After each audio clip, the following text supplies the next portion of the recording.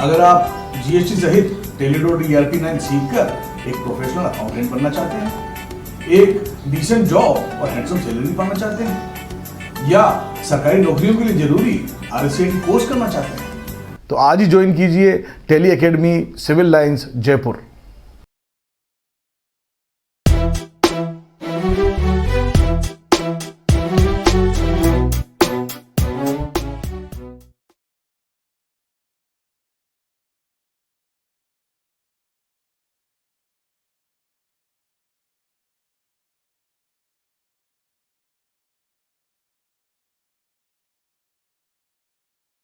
नमस्कार, मैं हूं जॉर्ज ग्रोवर और मैं आप सभी का अकाउंटिंग क्लासेस की आज के सेशन में स्वागत करता हूं। अब तक हमने सीखा कि जनरल प्रविष्टि के नियमों पर विचार करते हुए किस प्रकार किसी सौदे में ये तय करें कि कौन सा खाता डेबिट होगा और कौन सा खाता क्रेडिट होगा, और साथ ही हमने सीखा कि डेबिट होने वाले और क्रेडिट होने वाले खातों को जर्नल बुक में किस प्रकार जनरल प्रविष्टि के रूप में लिखा जाता है। अब तक जो सौदे हमने देखे, ज़्यादातर यही सौदे दैनिक जीवन में होते हैं। आज हम व्यापार में होने वाले कुछ ऐसे लेन देन देखेंगे जो कि हमारे द्वारा अब तक सीखे गए लेन देनों से कुछ अलग प्रकार के हैं।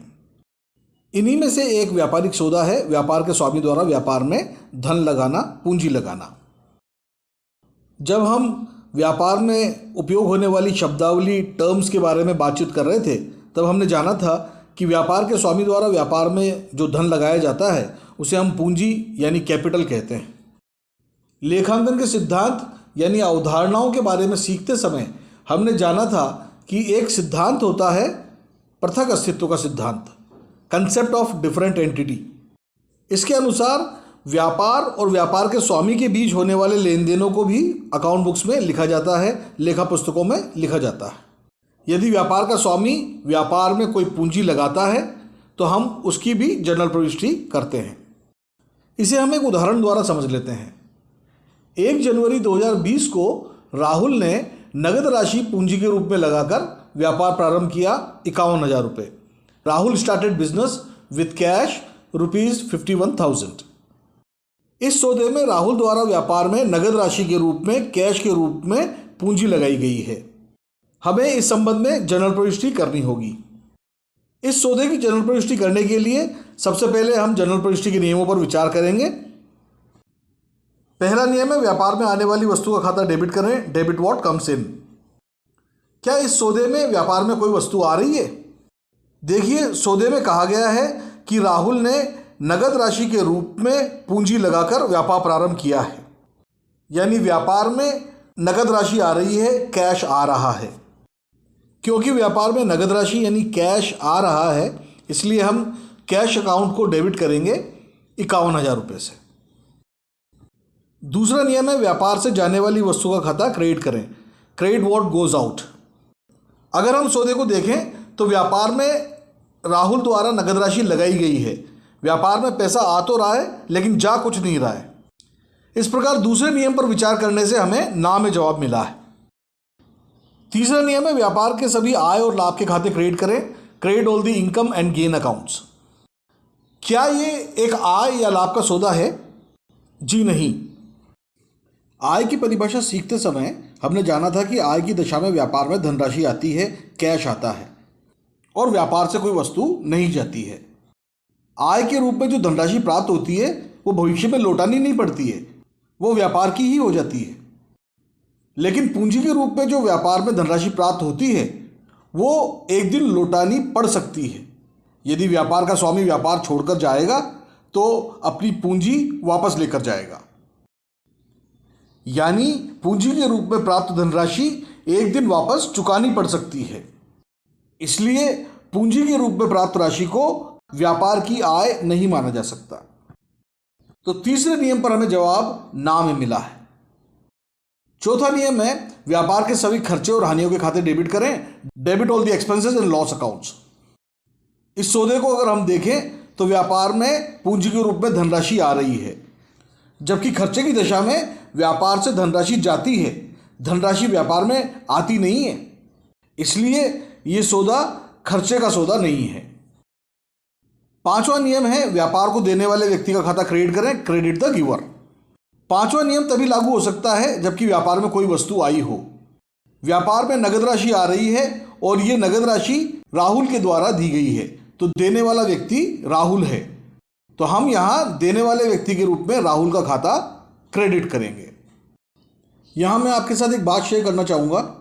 जनरल प्रविष्टि में टू राहुल अकाउंट लिखने से ये तो पता चल जाएगा कि व्यापार को देने वाला व्यक्ति राहुल है, लेकिन ये पता नहीं चल पाएगा कि राहुल व्यापार का स्वामी है।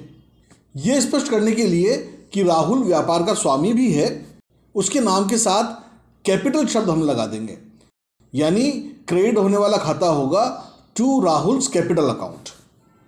इससे ये स्पष्ट हो जाएगा कि राहुल व्यापार को देने वाला व्यक्ति है और वो व्यापार का स्वामी भी है। आइए अब ये भी सीख लेते हैं कि इस सौदे की जनरल प्रविष्टि औपचारिक रूप से जनरल बुक में किस प्रकार की जाएगी। ये सौदा 1 जनवरी 2020 का है, तो डेट के कॉलम में हम लिख देंगे 1 जनवरी 2020। इस सौदे में डेबिट होने वाला खाता कैश अकाउंट है, तो पर्टिकुलर्स के कॉलम में हम लिख देंगे कैश अकाउंट DR। LF का कॉलम अभी काम में नहीं आएगा। डेबिट अमाउंट के कॉलम में हम लिख देंगे 51,000 रुपये और क्रेडिट अमाउंट के कॉलम में हम डैश लगा देंगे। अगली लाइन में हमें क्रेडिट होने वाले खाते का उल्लेख करना है। इस सौदे में क्रेडिट होने वाला खाता है राहुल्स कैपिटल अकाउंट, तो हम यहां लिख देंगे to Rahul's capital account. LF के खाने को खाली छोड़ना है। डेबिट अमाउंट के कॉलम में डैश लगा देंगे और क्रेडिट अमाउंट के कॉलम में हम लिख देंगे 51,000 रुपये। अब हमें नरेशन लिखना है। नरेशन के रूप में हम लिख देंगे being Rahul started business with cash. इस प्रकार इस सौदे की जनरल प्रविष्टि कर दी जाएगी। अब हम कुछ और अलग तरह के सौदे देखते हैं। माल के क्रय यानी परचेज और माल के विक्रय यानी सेल्स के सौदों में ज़्यादातर ये स्पष्ट रूप से लिखा होता है कि लेन देन नकद में हुआ है या उधार में हुआ है, लेकिन कुछ सौदों में ये स्पष्ट रूप से नहीं लिखा होता है कि क्रय या विक्रय नकद में हुआ है या उधार में हुआ है। ऐसी दशा में हमें स्वविवेक यानी कॉमन सेंस का इस्तेमाल करते हुए ये तय करना होता है कि सौदे को नकद का माना जाए या उधार का माना जाए। इसे कुछ उदाहरणों के द्वारा समझ लेते हैं। 2 जनवरी 2020 को एक ट्रांजैक्शन दिया हुआ है, goods purchase from Ram in cash ₹2000। Ram से नकद में माल खरीदा 2,000 रुपये। इस सौदे में स्पष्ट रूप से दिया गया है कि माल का क्रय यानी परचेज कैश में किया गया है, नकद में किया गया है, तो स्पष्ट है कि यह सौदा एक नकद का सौदा है, उधार का सौदा नहीं है। इस संबंध में हम एक और उदाहरण देखते हैं। एक सौदा दिया हुआ है 3/1/2020 को, गुड्स सोल्ड फॉर कैश 1,800, नकद में माल बेचा 1,800 रुपये। इस सौदे में भी स्पष्ट रूप से दिया गया है कि माल का विक्रय नकद में किया गया है, तो इसमें भी कोई संदेह नहीं है, कोई डाउट नहीं है कि सौदा नकद का है या उधार का। ये सौदा नकद का है। हमने अब तक जो 2 उदाहरण देखे उनमें स्पष्ट रूप से दिया हुआ था कि यह सौदा नकद का है। अब हम एक और सौदा देखते हैं। 4/1/2020 को दिया हुआ है, गुड्स सोल्ड 1,600, माल बेचा 1,600 रुपये। इस सौदे में यह स्पष्ट रूप से नहीं कहा गया है कि माल नकद में बेचा गया है या उधार में बेचा गया है, तो इस सौदे में दोनों संभावना है। हो सकता है कि यह माल नकद में बेचा गया हो या ये माल उधार में बेचा गया हो। यहाँ मैं आपके साथ एक बात शेयर करना चाहूँगा। यदि क्रय या विक्रय का सौदा उधार का है तो संबंधित पार्टी का नाम सौदे में जरूर दिया गया होगा। यानी यदि उधार में माल खरीदा गया है तो ये दिया गया होगा कि किस व्यक्ति से खरीदा गया है, और यदि उधार में माल बेचा गया है तो ये अवश्य दिया गया होगा कि किस व्यक्ति को उधार में माल बेचा गया है। व्यक्ति की सूचना के अभाव में उधार का सौदा संभव ही नहीं है। इस सौदे में कहा गया है कि गुड सोल्ड, माल बेचा, उस व्यक्ति का नाम नहीं दिया गया है जिसे माल बेचा गया है, यानी इस सौदे के उधार में होने की संभावना समाप्त हो गई है। क्योंकि इस सौदे के उधार के होने की संभावना समाप्त हो गई है तो इसे एक नकद का सौदा ही मानना पड़ेगा। इस संबंध में हम एक और उदाहरण देखते हैं। 5 जनवरी 2020 को एक सौदा दिया गया है, goods purchase from Ramesh on credit 1400। Ramesh से उधार में माल खरीदा 1400 रुपये। इस सौदे में स्पष्ट रूप से दिया गया है कि माल खरीदा गया है और उधार में खरीदा गया है, तो इसमें कोई संदेह नहीं है कि ये एक उधार का सौदा है और हम इसकी जनरल प्रविष्टि एक उधार के सौदे के रूप में करेंगे। इसी संबंध में एक और उदाहरण देखते हैं। 6 जनवरी 2020 को एक ट्रांजैक्शन दिया गया है, good sold to Suresh 1200। Suresh को माल बेचा 1200 रुपये। इस सौदे में स्पष्ट नहीं है कि माल नकद में बेचा गया है या उधार में बेचा गया है। जिस व्यक्ति को माल बेचा गया है उसका नाम भी दिया गया है। तो इस दशा में दोनों संभावनाएं हैं, हो सकता है माल नकद में बेचा गया हो या माल उधार में बेचा गया हो। ऐसी स्थिति में जबकि सौदे को नकद का भी माना जा सकता है और उधार का भी माना जा सकता है, तो अकाउंटेंट को चाहिए कि वो ये तय करे कि मेरा हित किस में है, मेरी भलाई किस में है। मान लीजिए हम इस सौदे को नकद का सौदा मान लेते हैं और जनरल प्रविष्टि कर देते हैं। हमने आने वाली वस्तु के रूप में कैश अकाउंट को डेबिट कर लिया और जाने वाली वस्तु के रूप में सेल्स अकाउंट को क्रेडिट कर दिया। लेकिन हमारे बॉस को, हमारी दुकान के मालिक को ये मालूम है कि ये सौदा तो उधार का है।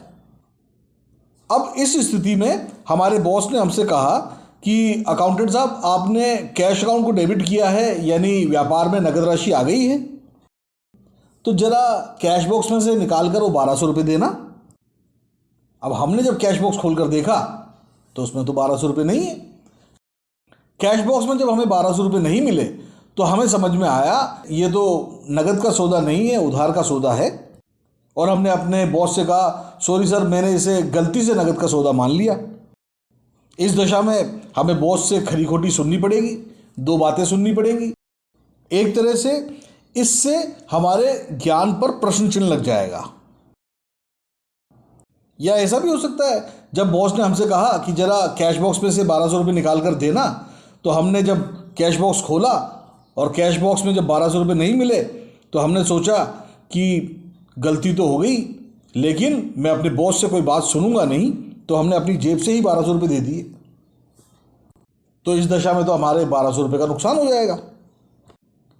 तो यदि मैंने इस सौदे को नगद का सौदा मान लिया और वो वास्तव में उधार का सौदा था, तो या तो मुझे 2 बातें सुननी पड़ेंगी या अपनी जेब से नगद राशि देनी पड़ेगी। अब मान लीजिए हमने इस सौदे को उधार का सौदा मानकर जर्नल एंट्री कर दी, जबकि ये वास्तव में नगद का सौदा है। इस स्थिति में हमारे बॉस ने हमसे कहा कि अरे अकाउंटेंट साहब, आपने इसे उधार का सौदा लिख दिया, जबकि इससे तो पैसे आ चुके हैं।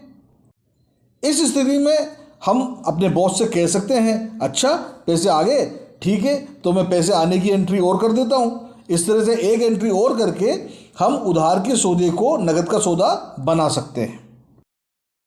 कुल मिलाकर उधार के सौदे को नगद का सौदा बनाने के लिए हमें सिर्फ एक एंट्री करनी पड़ेगी। हमारे ज्ञान पर कोई प्रश्न चिन्ह नहीं लगने वाला है, ना ही हमें कोई आर्थिक नुकसान होने की संभावना है।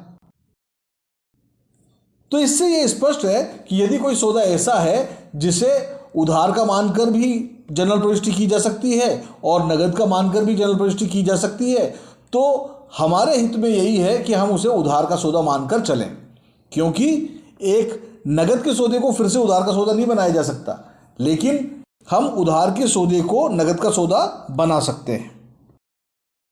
अब हम एक और नए तरह का सौदा देखते हैं।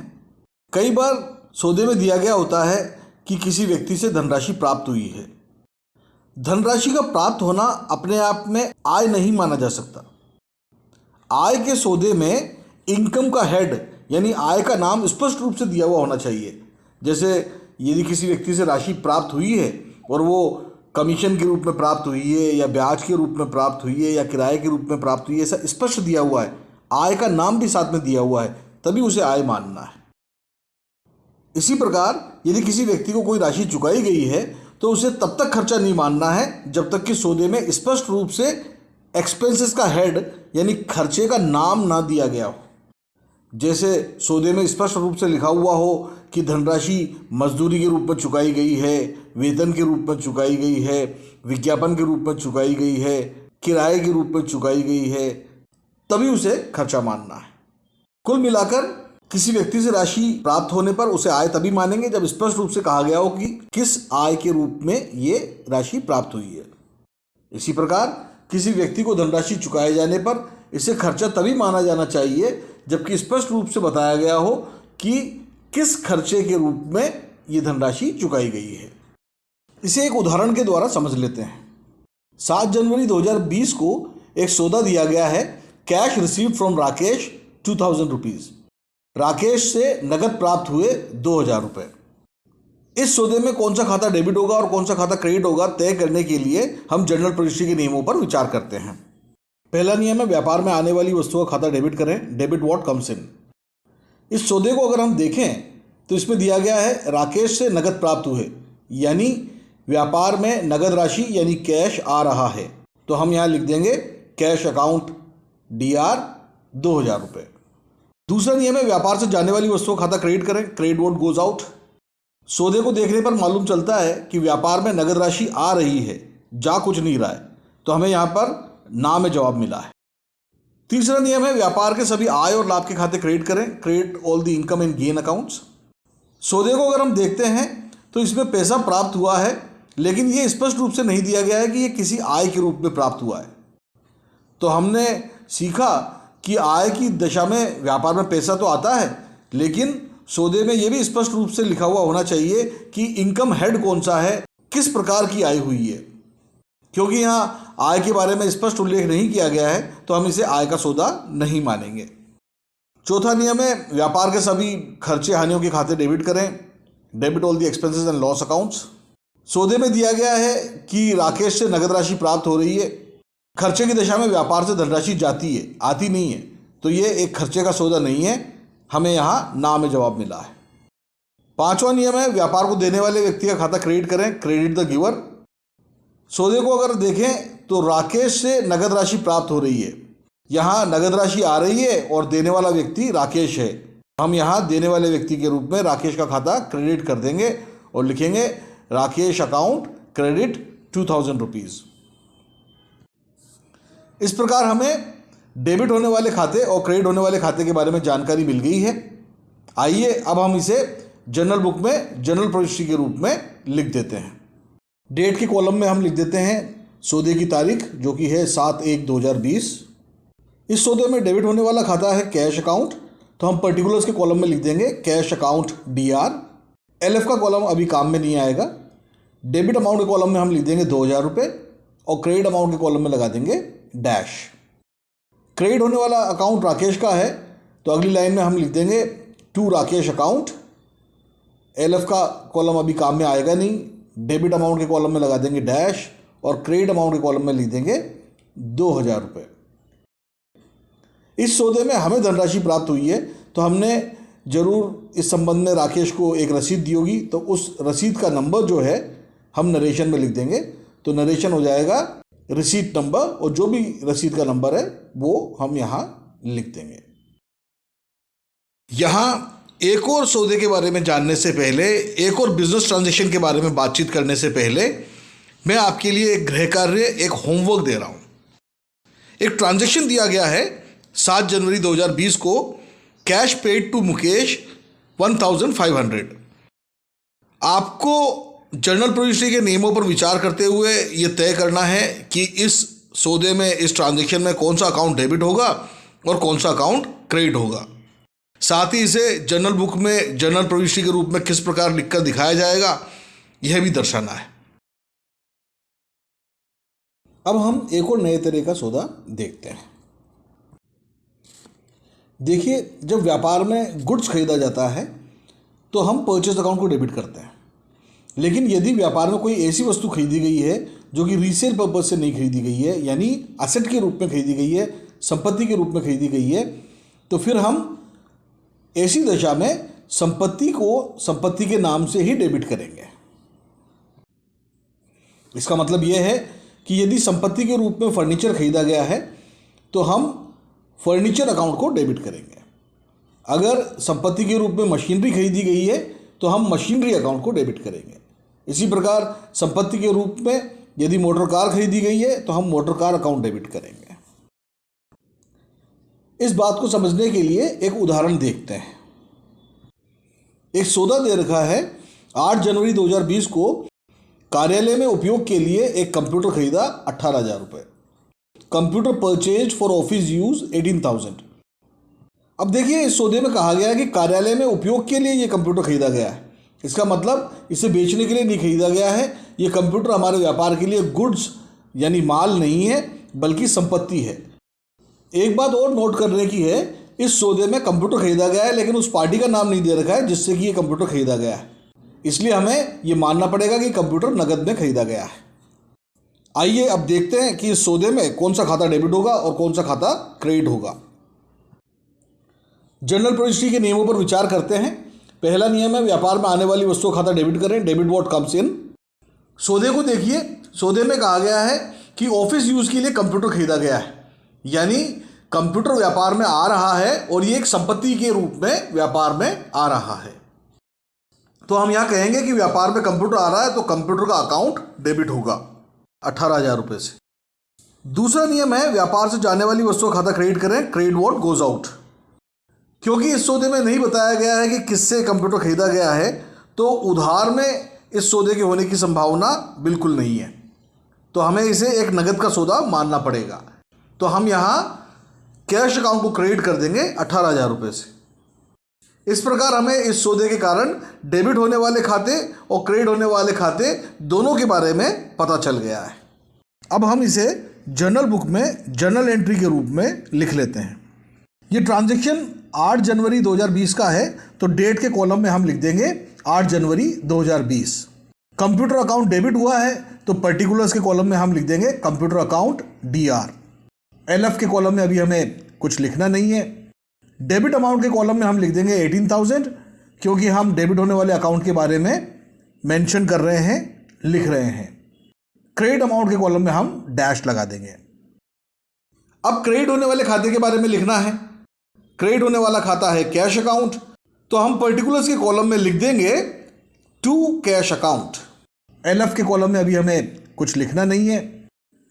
डेबिट अमाउंट के कॉलम में हम लगा देंगे डैश और क्रेडिट अमाउंट के कॉलम में हम लिख देंगे 18,000 रुपीज़, 18,000 रुपये, क्योंकि हम क्रेडिट होने वाले अकाउंट के बारे में लिख रहे हैं। अंत में हम नरेशन लिख देंगे। हमने कंप्यूटर खरीदा तो जरूर कोई बिल आया होगा, तो नरेशन में लिख देंगे बिल नंबर, जो भी बिल नंबर है ऑफ मेसर्स, जिस भी संस्था से हमने कंप्यूटर खरीदा है उसका नाम लिख देंगे। इस तरह से इस सौदे की जनरल प्रविष्टि जनरल बुक में कर दी जाएगी। अब हम एक और नया सौदा देखते हैं। हम पहले बातचीत कर चुके हैं कि यदि व्यापार के स्वामी और व्यापार के बीच में कोई लेन देन होता है तो उसे भी अकाउंट बुक्स में लिखा जाना चाहिए। हमने देखा था कि व्यापार के स्वामी ने व्यापार में धनराशि लगाई यानी पूंजी लगाई, तो हमने पूंजी के संबंध में भी जनरल प्रविष्टि की थी। यदि व्यापार का स्वामी व्यापार से कोई धनराशि निकालता है तो हम इसे आहरण कहते हैं, ड्राइंग्स कहते हैं, और ड्राइंग्स के संबंध में भी जनरल प्रविष्टि की जाती है। कहने का मतलब है यदि व्यापार का स्वामी व्यापार में धनराशि लगाता है यानी पूंजी यानी कैपिटल लगाता है तो उसकी भी जनरल एंट्री की जाती है, और यदि व्यापार का स्वामी व्यापार से अपने निजी उपयोग के लिए कोई धनराशि निकाल लेता है, पर्सनल यूज़ के लिए कोई राशि निकालता है, तो इसे हम आहरण कहते हैं, ड्राइंग्स कहते हैं, और इसके संबंध में भी जनरल प्रविष्टि की जाती है। इसे एक उदाहरण के द्वारा हम समझ लेते हैं। एक सौदा दे रखा है 9 जनवरी 2020 को, Rahul the owner of business withdrawn cash from business to pay domestic expenses 3,000। Rahul जो कि व्यापार का स्वामी है उसने व्यापार से घरेलू खर्चे चुकाने के लिए नगद राशि निकाली 3,000 रुपये। अब हम जनरल प्रविष्टि के नियमों पर विचार करते हुए ये तय करते हैं कि कौन सा अकाउंट डेबिट होगा और कौन सा अकाउंट क्रेडिट होगा। पहला नियम है व्यापार में आने वाली वस्तुओं खाता डेबिट करें। Debit what comes in. सौदे को हम देखते हैं तो पाते हैं कि राहुल ने व्यापार से नगद राशि निकाली है। व्यापार में कुछ आ नहीं रहा है, व्यापार से जा रहा है। तो पहले नियम पर विचार करने से हमें ना में जवाब मिला है, व्यापार में कोई वस्तु नहीं आ रही है। दूसरा नियम है, व्यापार से जाने वाली वस्तु का खाता क्रेडिट करें, क्रेडिट वॉट गोज आउट। तो हमें यहाँ व्यापार से जाने वाली वस्तु के रूप में कैश अकाउंट को क्रेडिट करना होगा 3,000 रुपये से।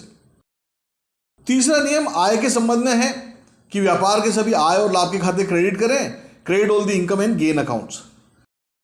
आय की दशा में व्यापार में कोई वस्तु या धनराशि आ तो सकती है, लेकिन वस्तु या धनराशि जाती नहीं है। इस दशा में तो व्यापार से नगद राशि यानी कैश जा रहा है, तो ये आय का सौदा तो नहीं हो सकता, इनकम का सौदा बिल्कुल नहीं है। अगला नियम है, व्यापार के सभी खर्चे और हानियों के खाते डेबिट करें, debit all the expenses and loss accounts. क्या ये व्यापार के लिए एक खर्चे का सौदा है? जी नहीं।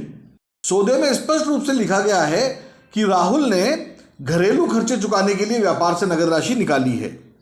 घरेलू खर्चों को व्यापार में नहीं लिखा जाता है, ये व्यापार के खर्चे नहीं होते हैं, इसलिए ये एक व्यापार से संबंधित खर्चा नहीं है। इसके अलावा हम पहले ही सीख चुके हैं कि यदि व्यापार का स्वामी व्यापार से निजी खर्चों के लिए, अपने पर्सनल जरूरतों के लिए व्यापार से धनराशि निकालता है, आहरण करता है, ड्राइंग्स करता है, तो ये ड्राइंग्स की राशि उसकी पूंजी में से कम कर दी जाती है। हम यूँ कह सकते हैं कि व्यापार का स्वामी जब आहरण करता है, ड्राइंग्स करता है, तो वास्तव में अपने द्वारा लगाई गई पूंजी, अपने द्वारा लगाई गई कैपिटल को ही निकालता है। तो व्यापार में दी गई धनराशि यदि कोई वापस निकाले तो वो खर्चा नहीं है। खर्चे में तो सेवा के बदले भुगतान किया जाता है। इस तरह से व्यापार के स्वामी द्वारा आहरण करना, ड्राइंग्स करना व्यापार का खर्चा नहीं होता है। पांचवा नियम है, देने वाले व्यक्ति का खाता क्रेडिट करें, क्रेडिट द गिवर। हम पहले भी जान चुके हैं कि देने वाला व्यक्ति तभी हो सकता है जब व्यापार में कोई वस्तु आई हो। यहां व्यापार में कोई वस्तु नहीं आ रही है, तो कोई देने वाला व्यक्ति भी नहीं है। अगला यानी छठा नियम है, व्यापार से पाने वाले व्यक्ति का खाता डेबिट करें, डेबिट द रिसीवर। क्या व्यापार से पाने वाला कोई व्यक्ति है? देखिए, सौदे को देखने पर हमें मालूम चलता है कि व्यापार से नगद राशि जा रही है और ये व्यापार का स्वामी राहुल पा रहा है, तो यहां राहुल पाने वाला व्यक्ति है। हम यहां राहुल के अकाउंट को पाने वाले व्यक्ति के खाते के रूप में डेबिट करेंगे। यहां मैं एक बात शेयर करना चाहूंगा कि राहुल का अकाउंट डेबिट करने से ऐसा पता नहीं लग पाएगा कि राहुल व्यापार का स्वामी है। इसलिए हम राहुल के नाम के साथ ड्राइंग शब्द और लगा देंगे, यानी राहुल अकाउंट डीआर करने की जगह राहुल ड्राइंग्स अकाउंट को हम डेबिट करेंगे। इस प्रकार हमें डेबिट होने वाले और क्रेडिट होने वाले दोनों खातों के बारे में जानकारी मिल गई है। आइए अब हम इसे जर्नल बुक में जर्नल प्रविष्टि के रूप में लिख लेते हैं। ये सौदा 9 जनवरी 2020 का है, तो डेट के कॉलम में हम लिख देंगे 9 जनवरी 2020। सौदे के कारण डेबिट होने वाला खाता है राहुल्स ड्राइंग्स अकाउंट, तो हम पर्टिकुलर्स के कॉलम में लिख देंगे राहुल्स ड्राइंग्स अकाउंट डीआर। फिलहाल एलएफ के कॉलम में हमें कुछ नहीं लिखना है। डेबिट अमाउंट के कॉलम में हम लिख देंगे 3,000 रुपये और क्रेडिट अमाउंट के कॉलम में लगा देंगे डैश। अब क्रेडिट होने वाले खाते के बारे में लिखना है।